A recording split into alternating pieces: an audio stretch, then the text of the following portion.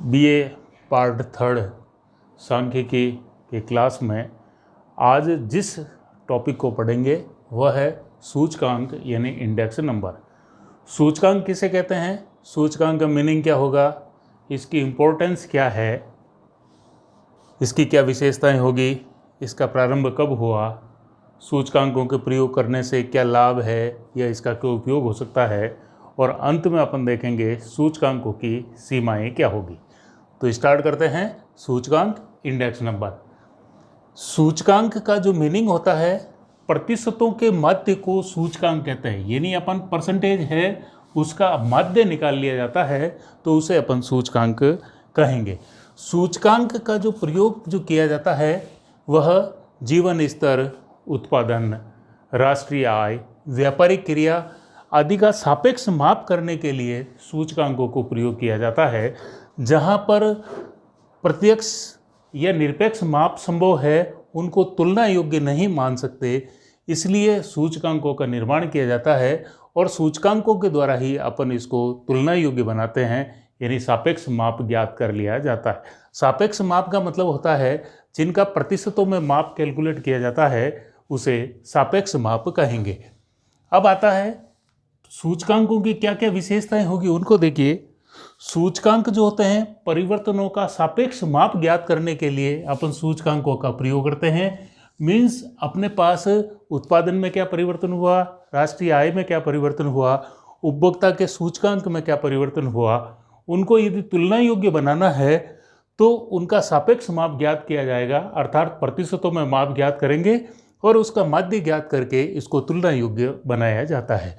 फिर है आपका प्रतिशतों का माध्य, यानी सूचकांक जो है वो मल्टीप्लाइड बाय 100 करके अपन उसका प्रतिशत निकाल लेंगे, जो कि पुरानी क्लासों में अपन ने पढ़ा था कि प्रतिशत किस प्रकार से ज्ञात किए जाते हैं और उस प्रतिशतों का माध्य कैलकुलेट कर लिया जाता है, उसे ही सूचकांक कहेंगे।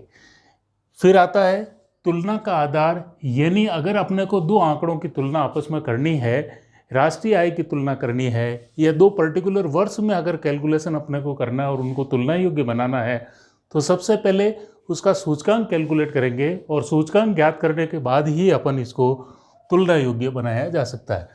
यह व्यापक है, मीन्स इसका प्रयोग आधार वर्ष, दिन प्रतिदिन, व्यापारिक क्रिया, राष्ट्रीय आय ज्ञात करने, उत्पादन आदि बहुत सारे ऐसे हैं जिनमें इसका प्रयोग किया जाता है। तो ये कुछ विशेषताएं ऐसी है सूचकांकों की जिनके कारण से अपने को सूचकांक कैलकुलेट करने पड़ते हैं। अब आता है सूचकांकों का जो प्रारंभ हुआ वो सबसे पहले इटली के एक सांख्यिक थे कार्ली, उन्होंने इस सूचकांक का निर्माण किया था।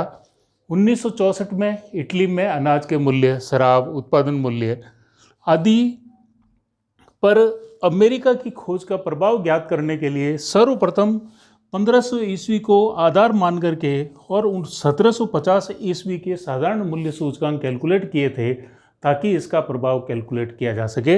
इस प्रकार से सबसे पहले प्रारंभ जो हुआ था सूचकांक का वह इटली में हुआ और इटली में इसके निर्माण का जो श्रेय दिया जाता है इटली के सांख्यिक थे, स्टैटिस्टिशियन थे, कार्ली नामक अर्थशास्त्री या कार्ली नामक स्टैटिस्टिशियन, उसको जाता है कि वह सूचकांकों का सर्वप्रथम निर्माण किया था।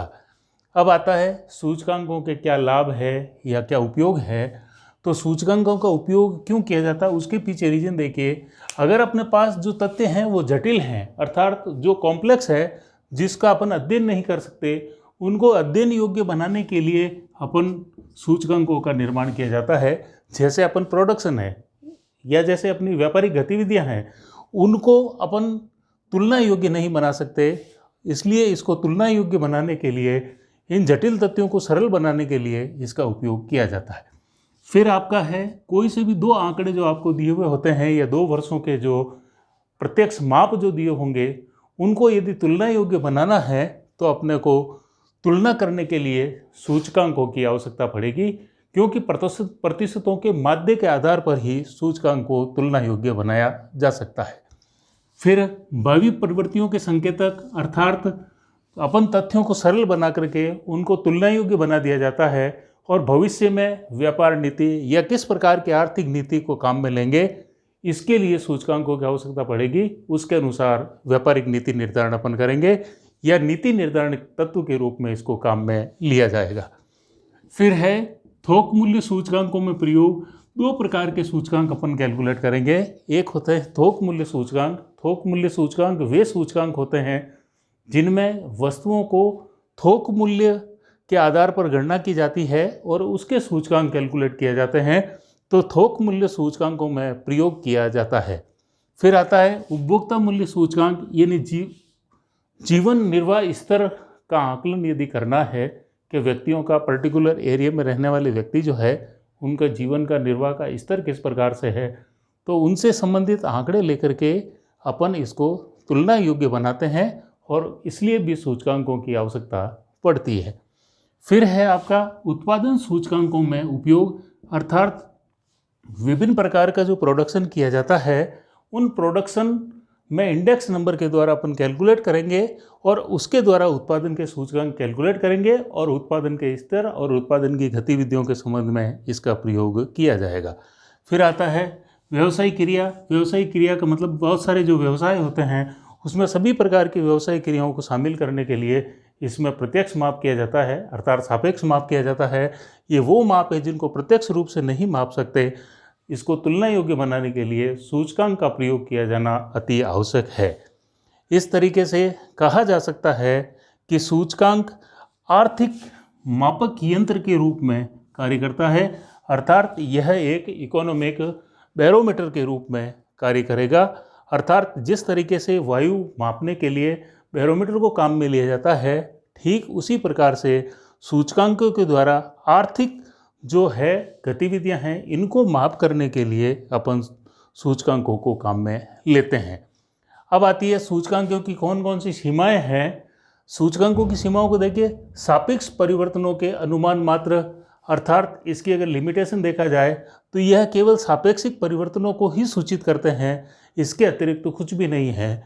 फिर दूसरा है प्रतिदर्श के कारण अत्यधिक शुद्धता की कमी, अर्थात अपन ने जो सैंपल लिए हैं वो सैंपल सही नहीं लिए हैं, अर्थात सैंपल की साइज के ऊपर निर्भर करेगा कि उसकी शुद्धता कितनी होगी।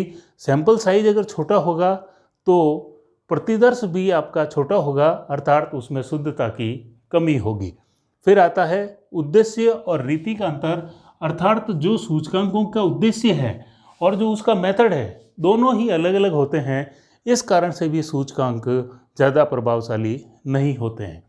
फिर आते हैं आपके गुणात्मक परिवर्तन की उपेक्षा, अर्थात इसमें मात्रात्मक परिवर्तन को तो शामिल किया गया है, लेकिन यदि गुणात्मक परिवर्तन हो जाए तो अपन इस सूचकांकों को सीमाएं आ जाती है, अर्थात सूचकांकों का जो प्रयोग है वह आपका ढंग से नहीं हो सकता है।